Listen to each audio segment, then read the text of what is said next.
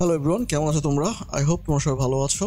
এই টিউটোরিয়াল সিরিজের প্রথম অংশে আমরা দেখছিলাম কিভাবে একটা বোতল 3D মডেল করতে হয়। এই সিরিজের সেকেন্ড পার্টে আমরা দেখছি কিভাবে সেই 3D মডেল করা বোতলটা রেন্ডার করতে হয়।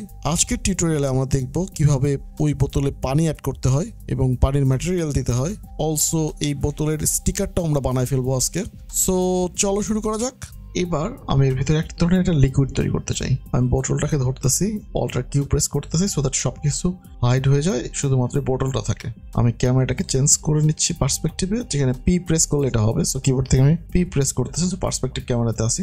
টার্বো স্পিডটাকে সরাই দিয়ে আমি ভিতর থেকে সিলেক্ট করতেছি। দেখো, আমি যদি এইট পলিতে গিয়ে একটা অংশ সিলেক্ট করি, জাস্ট একটা অংশ, সো বাইরেরটা কিন্তু না, আমি শুধু ভিতরের একটা অংশ সিলেক্ট করলাম।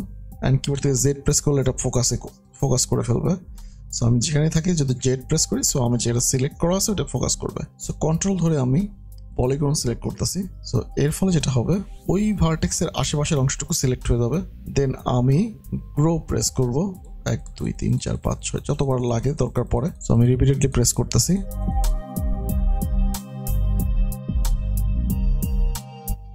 সো আমার এতটুকু অংশ সিলেক্ট হয়েছে, রাইট? আমার মনে হয় আমি এটাকে একটু শ্রিঙ্ক করতে পারি। সো শ্রিঙ্কে প্রেস করলে এটাকে ঠিক রিভার্স কাজটা করবে। সো আমি গ্রো দিচ্ছি। সো এতটুকু অংশ সিলেক্ট করলাম। সো আমি চাই আমার এতটুকু জুড়ে পানিটা থাকবে।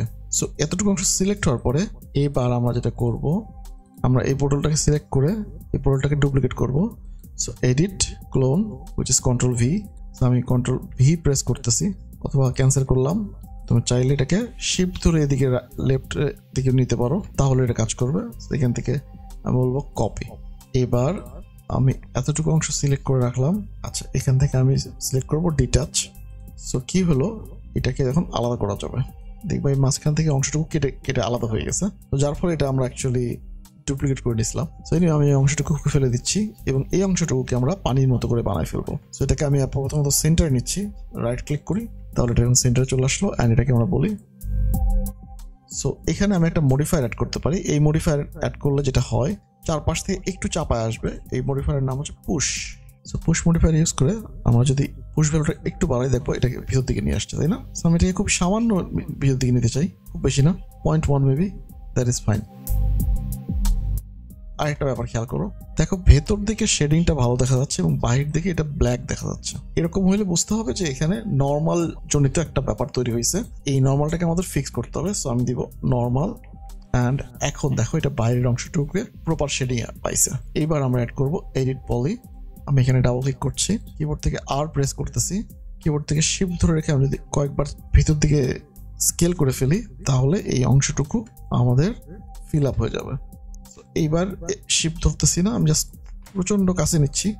এইবার আমি যদি কন্ট্রোল ধরে এবং মাথায় রাখবা, এটা অনেকখানি একবারে ক্লোজ করে নিবা।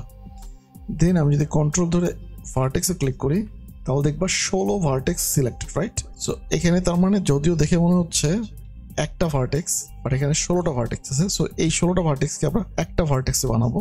এই জন্য আমাদের আসতে হবে ওয়ার্ল্ড ফিচারটা ইউজ করতে হবে। সো আমি সেটিংয়ে ক্লিক করতেছি। অ্যান্ড দেখো before it was 6 4 1 and after 6 to 6, অর্থাৎ অনেকগুলো ভার্টেক্স কমে একটাতে মার্জ হয়ে যাচ্ছে। চাইলে তোমরা এই ভ্যালুটাকে বাড়াইতে পারো। এই ভ্যালুটার উপর ডিপেন্ড করে কতখানি অংশের মধ্যে ও এই ওয়েলটা করবে। ওকে করতেছি। এখন যদি এটাকে সিলেক্ট করো এবং এটাকে মুভ করো, দেখো এটা এখন একটা ভার্টেক্স হয়ে গেছে। আমি এটাকে যদি টার্বো স্মুথ ইউজ করি, টার্বো স্মুথ, এখন পানির যে ব্যাপারটা হয়, পানির এই অংশটুকু একটু উপর দিকে থাকে।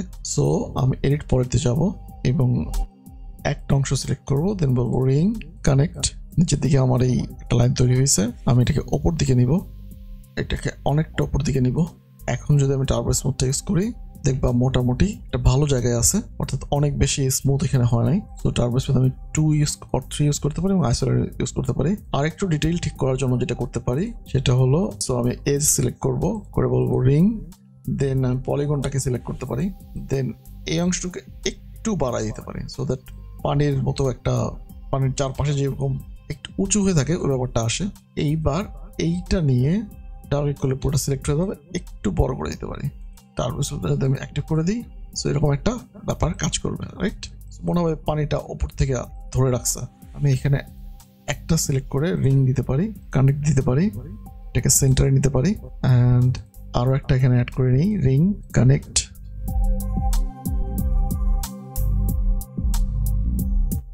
লুপ এন্ড এটাকে একটু উপর দিক তুলে দিতে পারি। আই থিঙ্ক আর একটু সিলেক্ট করতে হবে।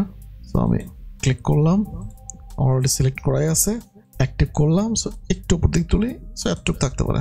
সো একটা ওয়েভের মতো একটা ব্যাপার কাজ করবে আর কি। সো অল্টার কিউ প্রেস করে আমি আবার নর্মাল মোডে চলে যাচ্ছি। এইবার আমাদের ক্যামেরাটা সিলেক্ট করতে হবে, ক্যাম প্রেস সি, সো দ্যাট এটা সাধারণ মোডে আসলো। এবার আমি আমাদের অ্যাক্টিভ শেডটাকে অ্যাক্টিভ করে দিই। আচ্ছা, ভিতরেও এই পানির যে ম্যাটেরিয়ালটা আছে, শেপটা আছে, এটাও অ্যাকচুয়ালি আমাদের গ্লাসের সেম ম্যাটেরিয়ালটাই পাইছে। সো এটাকে আমরা এখন একটু আপডেট করব। সো আমরা আরেকটা ম্যাটেরিয়াল তৈরি করবো, material Arnold surface, standard surface. আমরা এটাকে বলতে পারি ওয়াটার, অ্যান্ড আমি এখান থেকে নিতে পারি ওয়াটারটা সিলেক্ট করে দিতে পারি, অ্যান্ড এটাকে বলে দিতে পারি ওয়াটার। এগেইন পানির ক্ষেত্রে আমি যেটা বলতেছিলাম, ট্রান্সমিশন শুড বি 1। এবং দেখো পানিটা রাইট নাও একটু ঘোলা মনে হইতেছে। ইট ইজ বিকজ আমাদের স্পেকুলার দেয়া আছে 0.2, আমি 0 করে দিই, তাহলে এটা ক্লিয়ার পানি হয়ে যাবে। এবং এটার আইওআর দেয়া আছে 1.5, আমরা বলতে পারি 1.33। নিচের দিকে দেখো এইটা অনেকটা ব্ল্যাক হয়ে গেছে। সো আমি এটাকে একটু উপর দিক তুলে দিতে পারি, যেটা জেড অ্যাক্সিসে। Now it is clear, right? Because দুইটা অবজেক্ট একই জায়গায় অবস্থান করতেছিল, যার ফলে এরকম ব্ল্যাক তৈরি হয়। আচ্ছা, এখন আমরা চাইলে এই বোতলটাতে একটা কালার দিতে পারি। সো লেটস সে ব্লু কালারের বোতল হবে এটা। এবং এই ব্লুনেসটা এখন কমাইতে পারবো এই ডেপথ ভ্যালুটা ইউজ করে। 10, এটা অনেকখানি কমে গেছে, আমি বলতে পারি মেবি 5। দেখবা এই বোতলটা এখন একটু ব্লু হওয়া শুরু করছে, আর বলতে পারি মেবি 3, 2 মেবি 1। অথবা চাইলে আমরা এটাকে যে কোনো কালারের বোতল বানাই ফেলতে পারি এখন। ওকে, অ্যান্ড ডেপথটা যদি আমি 0.5 করে দিই, এটার ভ্যালুটা আরো বেড়ে যাবে। সো ফর মোমেন্ট আমি এটাকে 1 রাখতেছি। এইবার ডিসপারশনটা অ্যাড করা যাক। সো আমি 1 বলে দিই। সো এখানে এক ধরনের কালার অ্যাড হবে, ডিসপারশন ভ্যালুটা চলে আসবে এখন, যেটা আর একটু ডিটেইল বাড়াইতে হেল্প করবে। অ্যান্ড এই ভ্যালুটাকে যদি তোমরা কম চাও, সেক্ষেত্রে এই ভ্যালুটাকে বাড়াই দিতে হবে।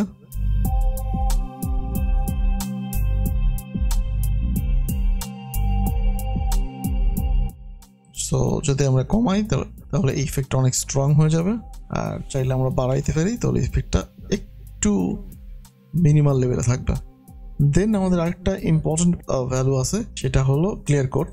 সো আমি এটাকে চাইলে 1 করে দিতে পারি। সো আমরা আরেকটু শার্পনেস পাবো রিফ্লেকশন দিক থেকে। এবং মাথায় রাখতে হবে আমাদের পুরো সিনে শুধুমাত্র একটা লাইট আছে। সো আমি ক্লিয়ার কোটে দেখো রাফনেস দেওয়া আছে হালকা।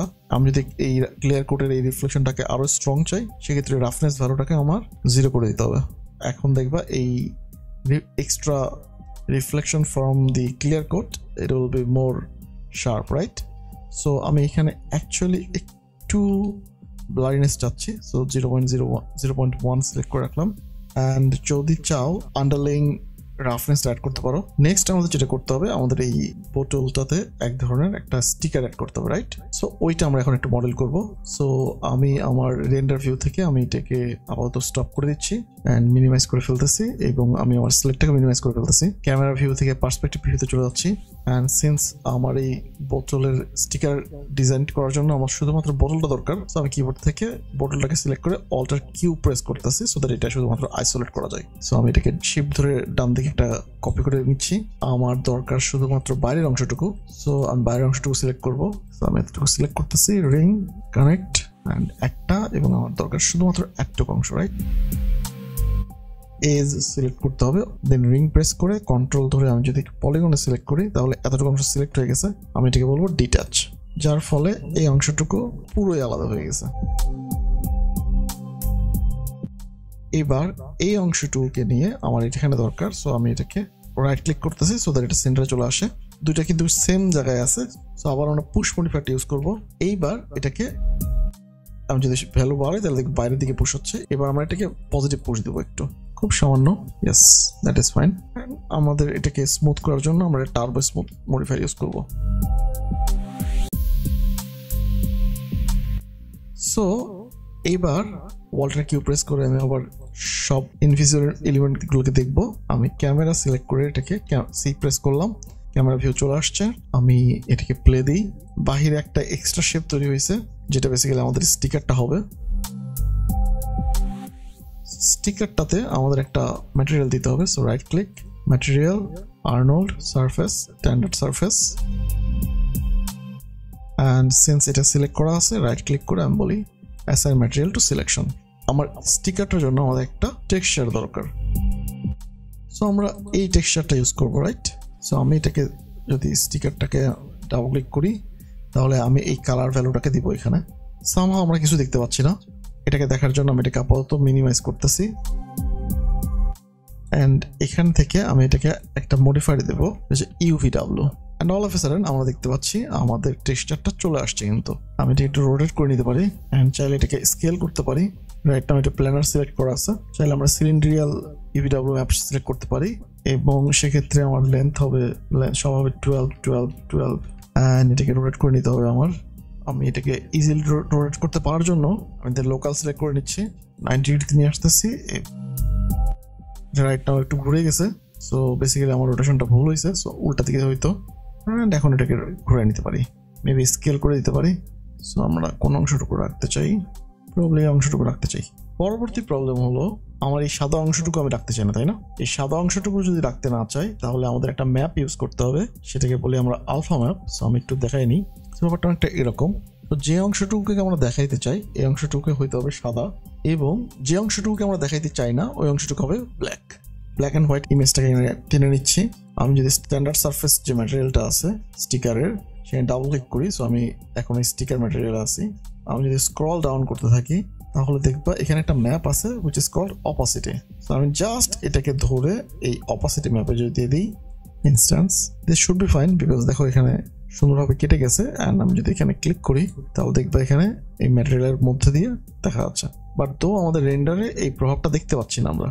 এর জন্য আমাদের কন্টিনিউয়াস রেন্ডার যেটা ফিচারটা আছে এটা একটু একবার অফ করে নিতে হবে, অ্যান্ড দেন আমি যদি এটাকে প্লে করি দেখবা এটা সুন্দর কাজ করতেছে। এখন আমার মনে হচ্ছে এখানে UVW ম্যাপে আরেকটু কাজ করার মতো জায়গা আছে। আমি এটাকে ভার্টিক্যাল একটু বড় করতে পারি এবং এটাকে আরেকটু ইন্টারেস্টিং একটা জায়গায় আনতে পারি। এবার চাইলে এই স্টিকারটাকে আমরা যদি রিফ্লেক্টিভ বানাইতে চাই সেক্ষেত্রে খুবই সহজ। আমাদের রিফ্লেকশনের প্যারামিটারটা ডিপেন্ড করে আমাদের এই রাফনেসটার উপর, স্পেকুলার রাফনেস। এটাকে 0 করে দিলে এটা বেসিক্যালি রিফ্লেক্টিভ হয়ে যাবে, and that's pretty much it actually, because আমরা আমাদের টিউটোরিয়ালের একেবারেই শেষ সময়টাতে চলে আসছি। আমাদের আজকে আমরা যেটা দেখলাম যে কিভাবে একটা বোতল 3D তে মডেল করতে হয়, অ্যান্ড দেন এটাকে কিভাবে রেন্ডার করতে হয় আর্নল্ডে ইউজ করে, এবং খুবই সহজেই আমরা এটাকে কিভাবে রেন্ডার করে ফেলতে পারি। অ্যান্ড ফাইনালি আমরা একটা পানি অংশটুকু তৈরি করছি, ক্যাপ তৈরি করছি, এবং শেষ পর্যন্ত আমরা একটা স্টিকার অ্যাড করে দিচ্ছি এখানে। অ্যান্ড যদি আমরা এখন পুরোটা রেন্ডার করতে চাই তাহলে জাস্ট আমরা স্টপ দিয়ে ক্রপ রিজনটা অফ করে দিয়ে আমি যদি প্লে দিই, সো এভাবে আমরা খুব সহজেই আমাদের বোতল 3D মডেল করে রেন্ডার করে ফেলতে পারি। সো আজকের মতো এখানেই শেষ করতেছি, দেখা হবে সামনের কোনো টিউটোরিয়ালে। ততক্ষণ পর্যন্ত সবাই তোমরা ভালো থাকবা। Good night.